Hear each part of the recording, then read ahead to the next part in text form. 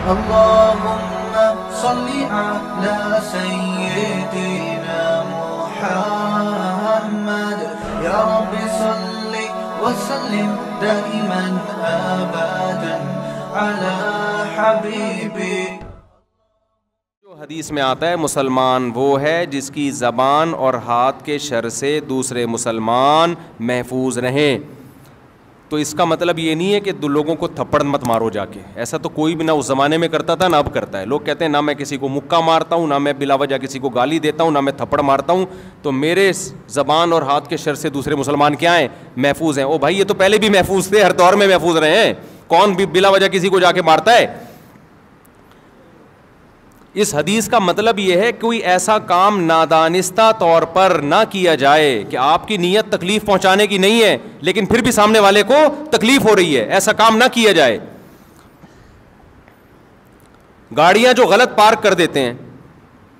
آج صبح ایئرپورٹ پہ کیا ہوا ہے، وہ گاڑی آگے پتہ نہیں کھڑی کر کے چلا گیا بندہ.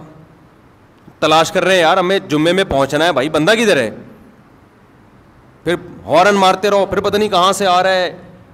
اس کی نیت یہ نہیں ہوگی تکلیف دینے کی، اس کی نیت یہ ہوگی یار میرے کچھ لوگ آ رہے ہیں غلط پارکنگ کر کے. اب چلا گیا وہ کہ میں تھوڑی دیر میں آ جاؤں گا. تو بھائی آپ تھوڑی دیر تک کیوں کسی کو کھڑا رکھ رہے ہو؟ تو غلط ہے نا.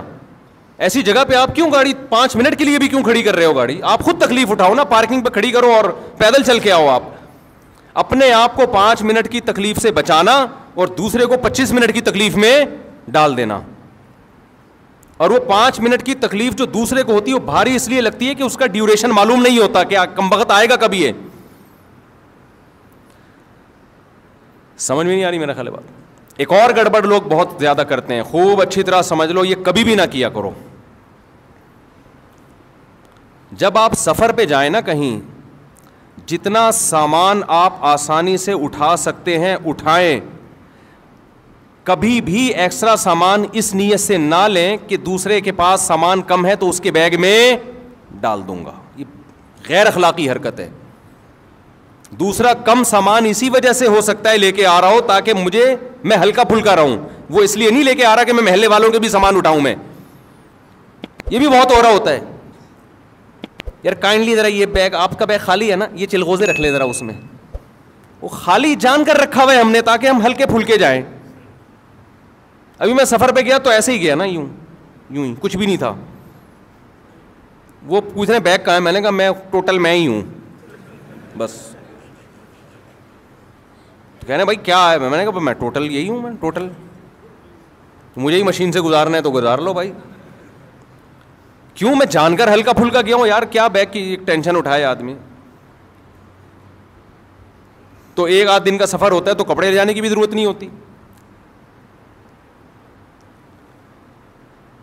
اب لوگ کیا کر رہے ہوتے ہیں کائنڈلی یہ ذرا، اور پھر اس میں خطرہ یہ ہوتا ہے کہ اب منع کرو نا، منع تو بد اخلاقی، غیر اخلاقی. مفتی صاحب خالی تو ہو نا آپ. بعض دفعہ ایسے ہوتا ہے، ایک جگہ سامان تھا میرے پاس تو ایک جاننے والے تھے، انہوں نے وہ کھجوریں رکھوا دیں. وہ ایکسٹرا کھجوریں لے کر جا رہے ہیں. وہ انہوں نے کہا جی ایئرپورٹ یہاں آپ کے پاس کم سامان ہے. جاننے والے تھے وہ، میں مانتا ہوں. اب وہ قصہ پرانا ہو گیا، ان کو نہیں پتہ چلے گا. انہوں نے کیا کیا، کھجوریں رکھوا دیں کہ جی آپ کے پاس سامان کم ہے، مجھے 20 کلو یا پتہ نہیں 30 کلو سے زیادہ کی اجازت نہیں ہے، آپ یہ سامان رکھ لیں ہم، اور آگے جب گزر جائیں گے تو مجھے واپس کر دیے گا. میرے دماغ میں وسوسے آ رہے ہیں کہ کھجور ہی ہے، کوئی ہیروئن چرس تو نہیں ہے اس کے اندر. اس قدر ذہنی کوفت مجھے شروع ہوئی ہے نا. شروع میں تو میں نے رکھ لی، مجھے ناگوار تو گزرا، بھائی کیوں آپ ایسی چیز لے کر آ رہے ہو کہ جو خالی ملے گا اس کو پہنا دو گے. اب تعلق بھی ہے، منع کیسے کریں یار، یہاں سے وہاں تک ہی تو لے کے جانا ہے نا. منع کریں گے یار مفتی صاحب ممبر پہ بیان تو بڑے اخلاق اور انسانیت کی خدمت، اور یہاں یہ حرکت کر رہے ہیں آپ. تو مجھے یہ چرس ہیروئن کی طرف تو دماغ نہیں گیا، لیکن میرا ذہن اس طرف چلا گیا کہ میں نے کہا رکھ لیتے ہیں. مجھے غصہ تو آیا لیکن میں نے رکھ لی. لیکن پھر میرے دماغ میں وسوسے آنا، چرس ہیروئن نہیں، کوئی بھی غیر قانونی چیز ہو سکتی ہے. سعودی عرب سے چرس لانا تو آسان نہیں ہے، لے جانا ہی ناممکن ہے، تو لانا کہاں سے ہوگا. لیکن کچھ بھی ہو سکتا ہے. 1% بھی چانس ہو تو ٹینشن دینے کے لیے بولو کافی ہے یہ. خیر وہ پار ہوا, پھر انہوں نے مجھ سے معذرت بھی کی, میں معذرت چاہتا ہوں. میں نے کہا آپ نے معذرت تو کر لی ہے لیکن یہ حرکت ٹھیک نہیں ہے, بالکل غلط حرکت ہے. یہ معذرت کیا, سوری کرنے سے تھپڑ مارو پھر بولو سوری. تبلیغ میں لوگ نکلتے ہیں, یہ دیکھا گیا ہے یار وہ امیر صاحب آپ کا بیگ خالی ہے نا, یہ میرے چلغوزے رکھ لیں اس میں. غیر اخلاقی حرکت ہے. آپ کو پتہ نہیں ہے کہ وہ دل سے رکھ رہا ہے یا وہ ٹینشن میں ہے. بعض دفعہ بیگ میں جگہ خالی ہوتی ہے, انسان اس لیے خالی رکھتا ہے کہ وزن ہلکا ہو, وہ اس لیے تھوڑی رکھتا ہے کہ تو زیادہ لے آنا. میں ایک دفعہ بیرون ملک جا رہا ہے, ایئرپورٹ پہ جاننے والے مل گئے, کراچی ایئرپورٹ پہ, بہت پرانے تھے, قریبی تھے. انہوں نے دیکھا مفتی صاحب ہلکے پھلکے جا رہے ہیں نا, ان کو اچھا نہیں لگا بالکل. انہوں نے کیا کیا, کچھ چیزیں, میں وہ چیزیں بتاؤں گا تو وہ سمجھ جائیں گے میری بات ہو رہی ہے نا. وہ چیزیں نکال کے میرے بیگ میں ڈال دیں, اور میری جو تلاشی شروع ہوئی ہے, اتنی لمبی تلاشی. بولے آپ کیا بزنس کر رہے ہو, کیا یہ ایکسپورٹ کر رہے ہو, کیا کر رہے ہو, یہ تو بزنس کا مال لگ رہا ہے. گھنٹہ لگ گیا میرا ایئرپورٹ پہ. میں گزرا ہوں, پھر جا کے انہوں نے وہ سامان واپس لیا. کہا میں نے کچھ بھی نہیں ان کو, لیکن آپ بزنس کر رہے ہو تو اپنا بوجھ خود تو اٹھاؤ نا کم از کم. تو کبھی بھی یہ حرکت نہیں کرنی چاہیے کہ آپ سفر میں ہو, آپ دیکھ رہے ہو دوسرے کے ہاتھ خالی ہے تو اپنا آدھا بوجھ اس پہ ڈال دو. وہ ہاتھ خالی ہے تو اس لیے ہے کہ وہ تاکہ میں ہلکا پھلکا سفر کروں میں. تو یہ بھی اس حدیث میں داخل. ہاں وہ خود آپ سے مانگ لے, خود مانگ لے, یار آپ کے پاس 2 بیگ ہیں, آپ ایک بیگ مجھے پکڑا دیں. اور ایک دفعہ میں نہیں, 2 ایک اوپر سے بعد دفعہ مروت میں آدمی کہہ رہا ہوتا ہے, جیسے مہمان آئے تو کھانا کھائیں گے, وہ کہ ہاں کھاؤں گا, لے بھائی پھنس گئے. تو ہوتا ہی ہے, تو اخلاقاً پوچھ لیتا ہے, یقین ہو جائے کہ سچی مچی کا پوچھ رہا ہے. مجھے ابھی مسقط بلایا نا جن لوگوں نے, ریٹرن ٹکٹ دیا آنے جانے کا, وہ نہیں جس شادی میں گیا جس کا بڑا 1 مہینے سے کہہ رہے تھے مجھے. اب چونکہ میں اپنے خرچے پہ نہیں جا رہا تھا, ان کے خرچے پہ, پہلی دفعہ میں نے ہاں نہیں کیا ہے. بعض دفعہ مروت میں انسان پوچھ لیتا ہے, مفتی صاحب آپ کو بلا رہے ہیں, آپ آ رہے ہیں, ہاں جی آ رہا ہوں میں, بھیج دو ٹکٹ. 1 مہینے تک مسلسل میسج بھیجتے رہے. پھر مجھے یقین ہوا کہ بھائی واقعی یہ سچی مچی میں ہی چاہ رہے ہیں آنا. پھر میں نے اوکے کیا, ہاں بھی ٹھیک ہے. بعض دفعہ انسان رشتہ داروں کو, دوستوں کو پوچھ لیتا ہے کہ نہیں پوچھا تو بعد میں بولیں گے یار سب کو بلایا, مجھے کیوں نہیں بلایا. تو اس چکر میں پوچھ لیتا ہے, آپ تیار بیٹھے تھے, آپ نے کہا ہاں قبول ہے. تو ایسا نہیں ہوتا. ایسا کرو گے تو کوئی بھی, تو مہمان کو جب بھی کوئی میزبان پوچھے نا تو مہمان کو فوراً ہاں جی کھانا ہے. بھائی ویسے ہی پوچھ رہا ہوگا, 2-3 دفعہ پوچھے تسلی سے, پھر آپ بولو کہ ہاں کھانا ہے میں نے, ورنہ چپ بیٹھے رہو. یہ بھی نہیں کہو کہ نہیں کھانا, جھوٹ نہیں بولو. تو اب جو میں اصل بات کر رہا ہوں نا, اسی میں ایک بات یہ بھی ہے. تو یہ بات تو پتہ چل گئی نا, کوئی ایسا عمل جس سے دوسرے کو تکلیف. واش روم میں جا کے بیٹھ گئے, چونکہ کرایہ نہیں دینا پڑ رہا, بیٹھے ہوئے ہیں, اور باہر رش بھی نہیں ہے, تو بھائی جب آپ گئے تھے ہو سکتا ہے اس وقت رش نہ ہو, بعد میں کوئی بندہ آ گیا ہو. بیٹھے ہوئے.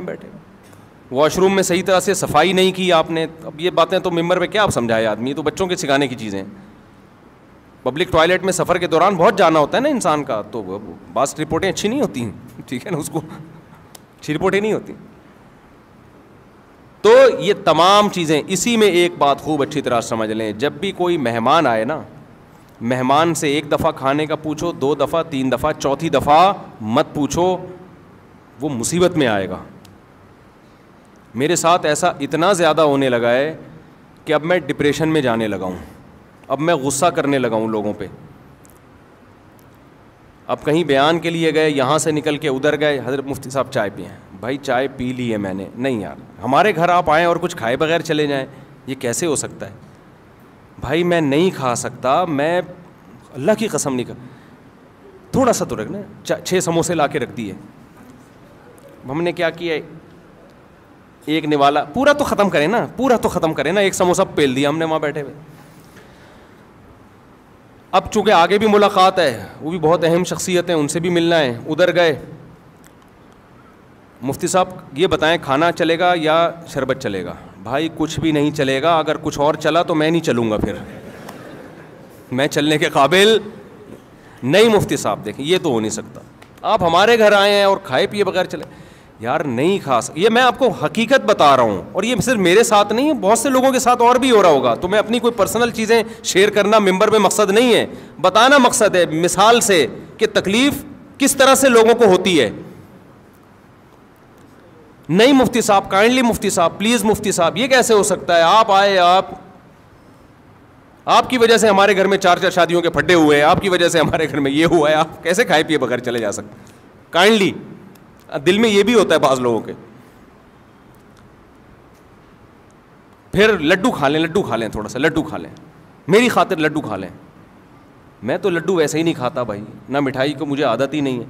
ان کی محبت میں ایک لڈو کھا لیا, کھلا 2 رہے تھے, ایک میں برداشت کر لیا ہم نے کہ بس جنگ ہو جائے گی. اب ایک سموسا ہو گیا اور ایک کیا ہو گیا, لڈو. اور پہلے کھانا وہ ہو گیا نا, اس کے ساتھ ایک سموسا اور ایک لڈو, آگے چلو. اب مجھے نا, میں دوستوں سے کہہ رہا ہوتا ہوں اب یہ کھلائے گا بھائی, میں ڈپریشن میں آ رہا ہوں نا, کیونکہ میں 1 مہینہ میں نے پیٹ کا علاج کیا ہے اسپیشلسٹ سے. میرا پیٹ کی ایسی کی تیسی ہو گئی تھی, مرنے لگا تھا میں. گن پوائنٹ پہ جو کھلا رہے ہیں نا, 1 لڈو, 1 سموسا, 2 چائے, 1 لسی, 1 جوس. جب سفر میں آدمی ہوتا ہے تو 20 لوگوں سے مل رہا ہے, پوری مٹھائی کی دکان بن گیا تھا میں. تو پیٹ کی ایسی شدید بیماری ہوئی مجھے. پھر یہاں دعوت, بھائی آج ہمارے گھر مہمان آ رہے ہیں, مفتی صاحب ضرور آئیں. اور وہ قریبی لوگ ہوتے ہیں, بھائی میں نہیں آ سکتا, آپ رات کو 11:30-12 بجے آپ کھانا کھاؤ گے, میں سوؤں گا کس وقت, نہیں آپ کو تھوڑا سا تو چکھنا پڑے گا, نہیں یہ نہیں. کھا لیا مفتی صاحب نے. تو میں 1 مہینہ پیٹ کا ایسا مریض رہا ہوں کہ تڑپتا تھا میں. اور یہ وہ کھانے نہیں ہیں جو اپنے شوق سے کھائے ہیں, یہ پبلک کو خوش کرنے کے لیے کھائے ہیں. بھگت کون رہا ہے, بھگت ہم رہے ہیں. اور جنہوں نے بلایا تھا نا کائنڈلی, وہ ہاسپٹل لے جانے کے لیے بھی تیار نہیں ہے, فون اٹھانے کے لیے بھی تیار نہیں ہے کہ دیکھ کیا ہو رہا ہے میرے ساتھ. وہ کہہ رہے ہیں کہ لڈو ہی تو ہے.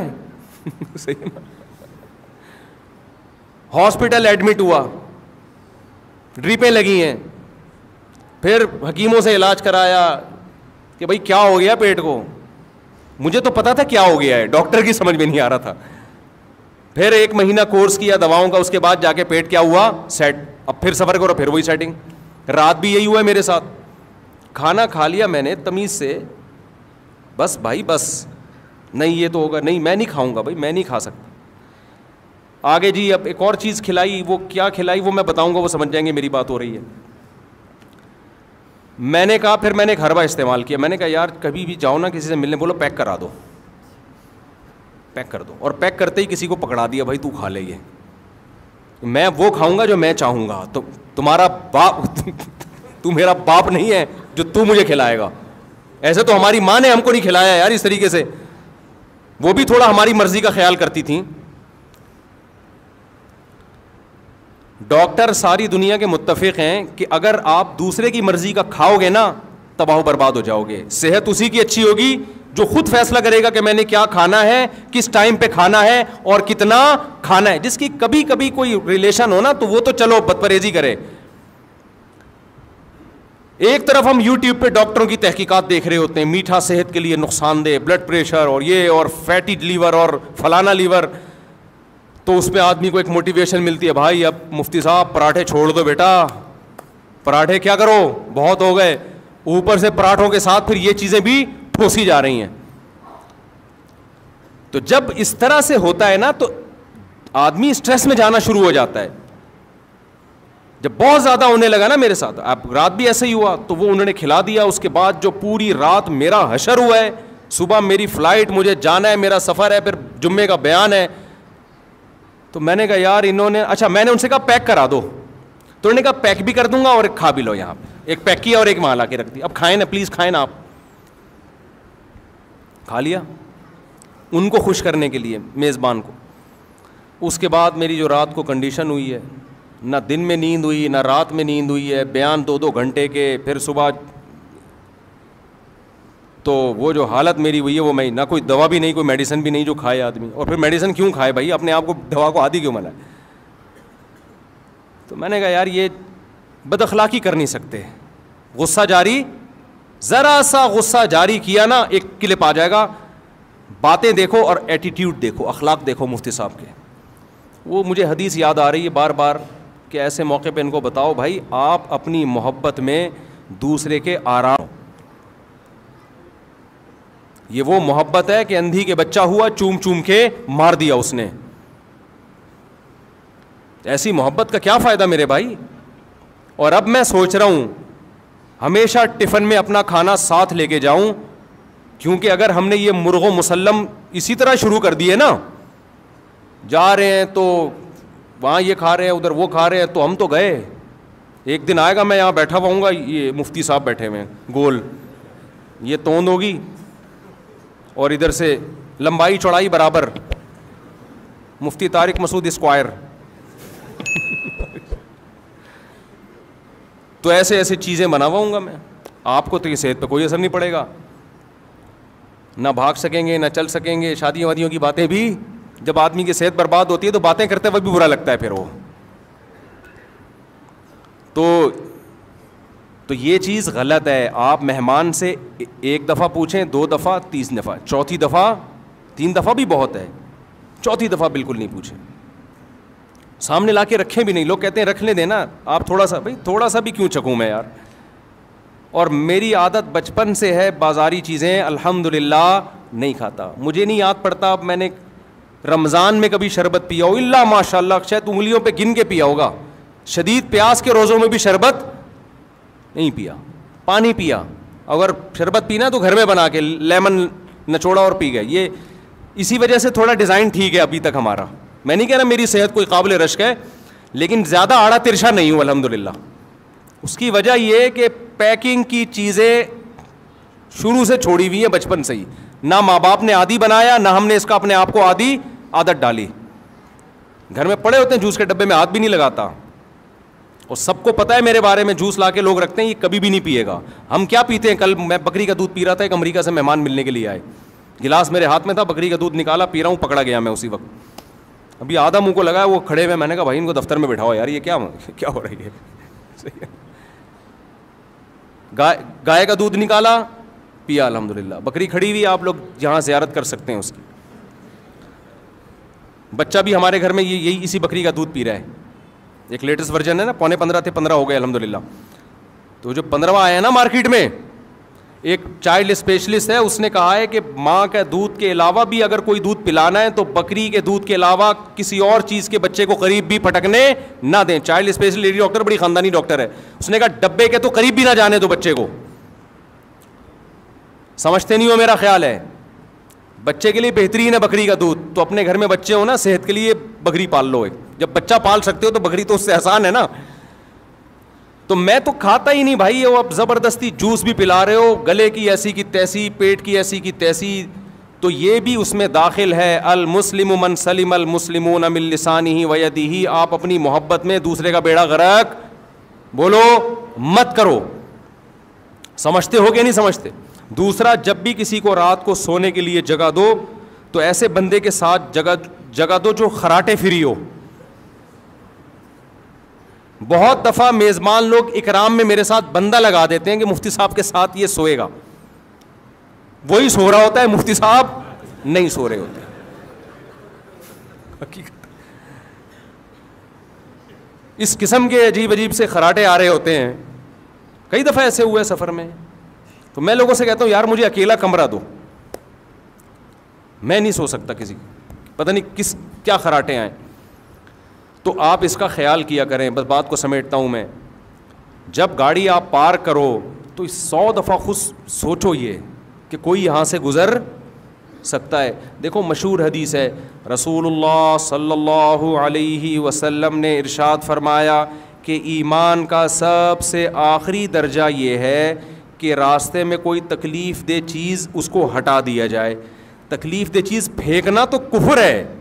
تکلیف دہ چیز پڑی ہوئی ہے, آپ گزر گئے, آپ نے نہیں ہٹائی, تو حدیث کے مطابق آپ ایمان کے آخری درجے پہ بھی نہیں ہو. یہاں تکلیف دہ چیز ہٹائی نہیں جا رہی بلکہ تکلیف دہ چیز رکھی جا رہی ہے. گاڑی جب آپ غلط پارک کر رہے ہو, لوگوں کے گزرنے کی جگہ بلاک ہو رہی ہے, تو آپ تو تکلیف دہ چیز ڈال رہے ہو نا.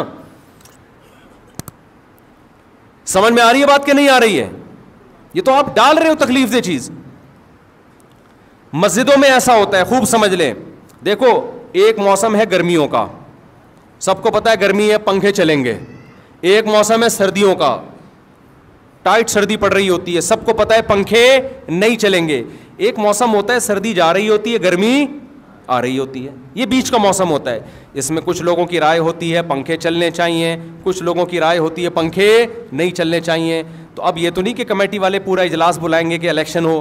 اس کا طریقہ یہ ہے کہ نماز میں نیت باندھنے سے پہلے اگر چل رہے تھے تو چلتے رہنے دیں, بند نہ کرے.